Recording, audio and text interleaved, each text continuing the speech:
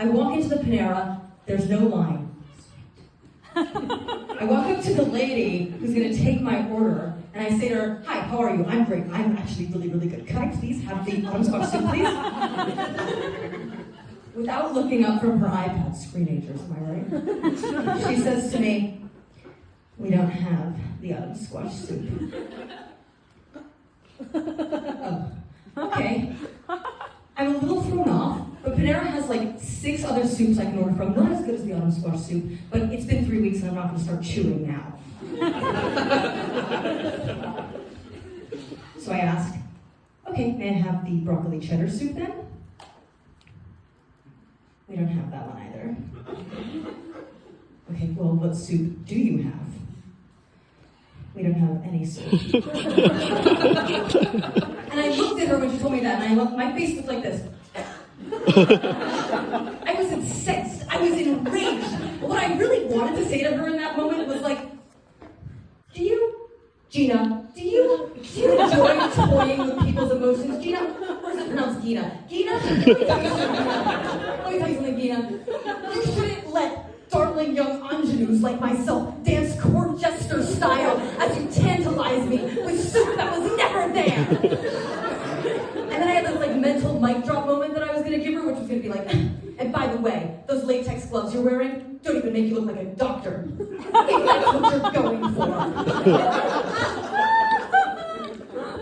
I did not say that because that would have been scary. But don't worry, I did not go down without a fight because I did manage to find a way to like condense all of that rage and violence into a very short, but like aggressive and biting message. And I said, "Oh, okay, I'll go home now." And as I'm turning away, I hear this angelic voice call to me from the void. "We do have bread bowls, though."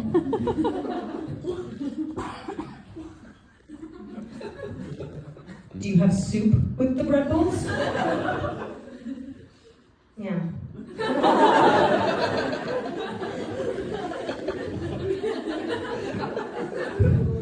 "What soup do you have with the bread bowls?"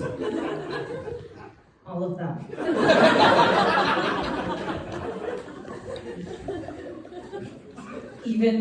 Even the autumn squash soup? Perhaps? Yeah. Okay, so wait. Let me get this straight. Could I, order the autumn squash soup bread bowl without the bread? In just like a normal bowl? Yeah.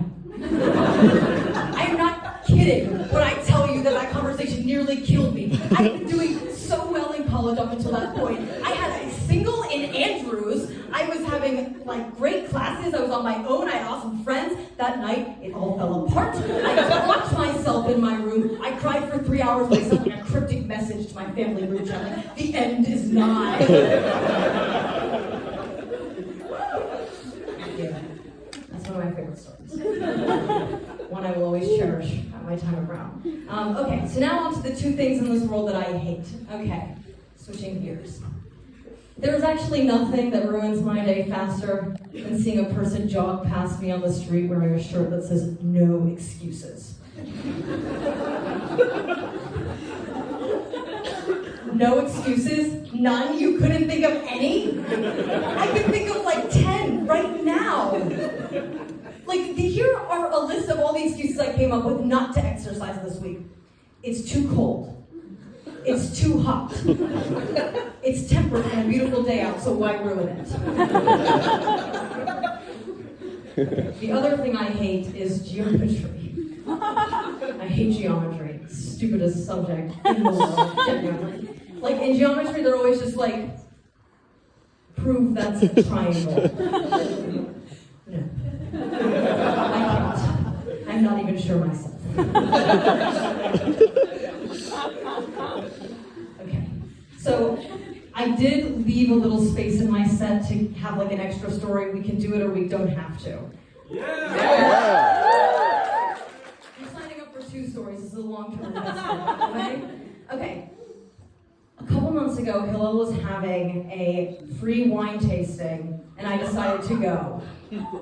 What you need to know about me and my relationship to wine is that I like Manischewitz, and I think everything else is yucky. And I knew I wasn't going to have a good time, so I made sure that this was the worst experience for everyone else involved. At wine tastings, they ask you a lot of rhetorical questions like, can you taste the oak in this one? And you're supposed to be like, yeah. Can you feel the hands of the Italians that quench the grapes?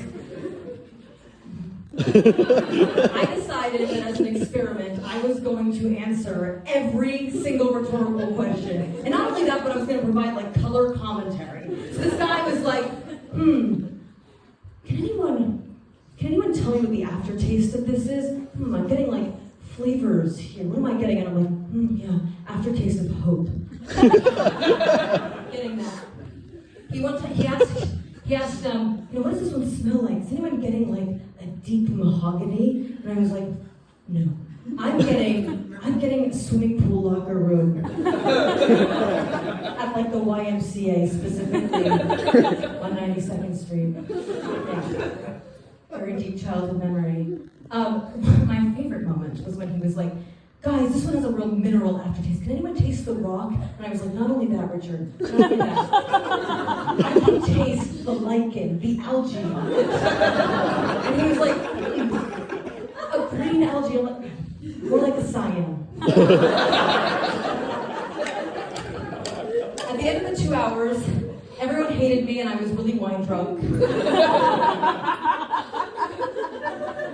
And Richard asked, he was like, does anyone have any questions? And I, to really nail the final hit, like nail into the coffin, I was like, yeah, how old are you?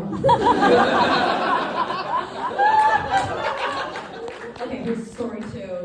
You didn't know you signed on for this one. Okay, I'm a really severe hypochondriac.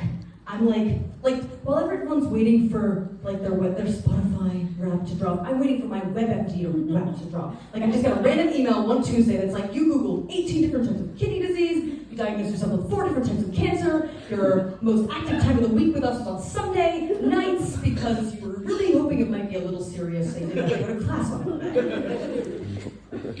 I don't really know how to explain this to you, but I'm such a severe hypochondriac. Like, I will graduate past that amateur child's play of like, headache equals brain tumor.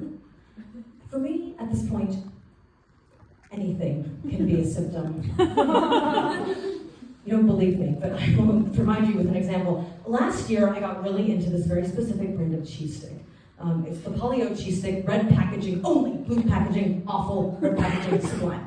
I got really into this Polly-O cheese stick, and I didn't think anything of it. Until I was on an Amtrak train, eating my 3rd Polly-O cheese stick of the trip. And the thought sort of slammed me in the face.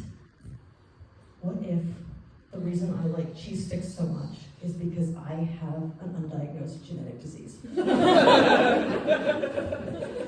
And the next thought wasn't, that's ridiculous, go back to your mozzarella. It was, I'm terminal. So I did what any sane person would do, and I whipped out Google and I typed in cheese stick genetic disease ? And nothing came up because there's no such thing as a cheese stick genetic disease ? So I decided to start rewording things, like as if my syntax was the firewall between me and my diagnosis. I was like, cheese stick cancer ? Cheese stick terminal disease ? Polly-O equals polio. I did this for about 10 minutes, and the guy sitting next to me on the train, I'm not sure if he was a medical professional or not, but he definitely spoke with the authority of one when he tapped me on the shoulder and went, you're fine.